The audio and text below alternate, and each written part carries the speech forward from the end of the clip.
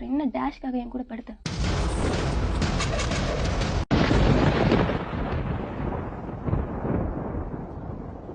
என் அம்மாவோட பாசத்தை அவன்கிட்ட பார்த்தேன் மேம். ஏண்டா எனக்கு ஏதாவது பிரச்சனைனா அவ்வளோ பார்த்துக்குவான் என்ன. என் கண் அசை வச்சு நான் மனசில் என்ன திங்க் பண்ணுறேன், என்ன ப்ராப்ளத்தில் இருக்கேன்னு கரெக்டாக சொல்லுவான்.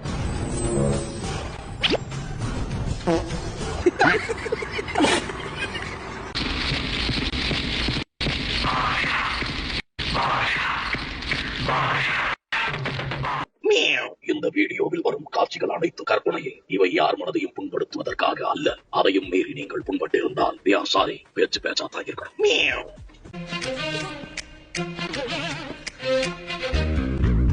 சரி சொல்லுங்கம்மா, என்ன பிரச்சனை வீட்ல? வீட்டில் எந்த பிரச்சனையும் இல்லை மேம். என்னன்னா, நான் ஒர்க் பண்ணுற இடத்துல மேனேஜராக இருந்தார் அவரை. எதுக்காக இங்க வந்திருக்கீங்க? அது ஒரு பெரிய ஃபிளாஷ்பேக் சார். சொல்லுப்பா. ஃபர்ஸ்ட் ஆரம்பத்தில் அவர் எனக்கு பிடிக்காது, எப்போ பாரு என்னை டீஸ் பண்ணிகிட்டே இருப்பார், அதனால எனக்கு பிடிக்காது. அதுக்கப்புறம் போக போக கொஞ்சம் ஃப்ரெண்டாக பழக ஆரம்பித்தார். போக போக தெரியும் இந்த பூவின் வாசம் புரியும். அதுக்கப்புறம் கொஞ்ச நாள் இது அப்படியே ஃப்ரெண்டாக இருக்கிறது வந்து அவர் வேறு மாதிரி என்கிட்ட பண்ண ஆரம்பித்தார். இதுக்கு பேரு ஃப்ரெண்ட்ஷிப்பாடா? என்ன பண்ணுறதுன்னு தெரியல. ஒரு நாள் கன்ஃபியூஷன் தாங்க முடியாமல் அவர்கிட்டயே வந்து இனிமேல் என்கிட்ட இந்த மாதிரிலாம் பேசாதீங்க அப்படின்னு சொல்லிட்டு. எத்தனை தடவை சொன்னாலும் புரிஞ்சுக்க மாட்டாங்க. இவங்களெல்லாம் போலீஸ்ல தான் பிடிச்சி கொடுக்கணும்.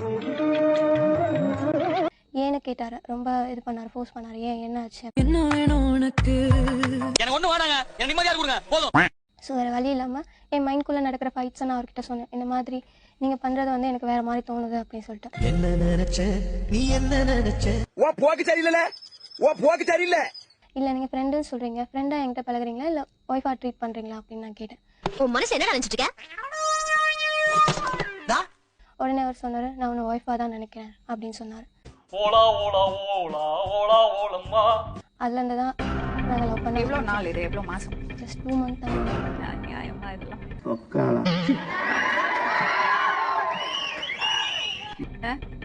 2 months தான்.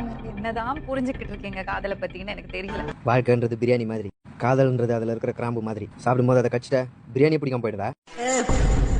வெளியில போவாடி. அந்த மாதிரி டைம்ல எல்லாம் அப்பா அம்மா பத்தி யோசிச்சு பாத்திருக்கீங்களா? இவ்வளவு கஷ்டப்பட்டு நம்மள படிக்க வச்சாங்களே, வேலைக்கு அனுப்பிச்சாங்களே.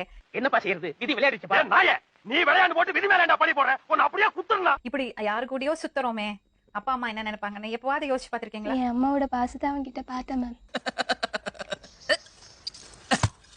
ஏண்டா அம்மாவோட பாசத்தை எப்படிமா இன்னொருத்தட்ட பார்க்க முடியும்? ரொம்ப கேர்ஃபுல்லா என்ன பாத்துக்கிட்டேன். வயசு கோளாறு.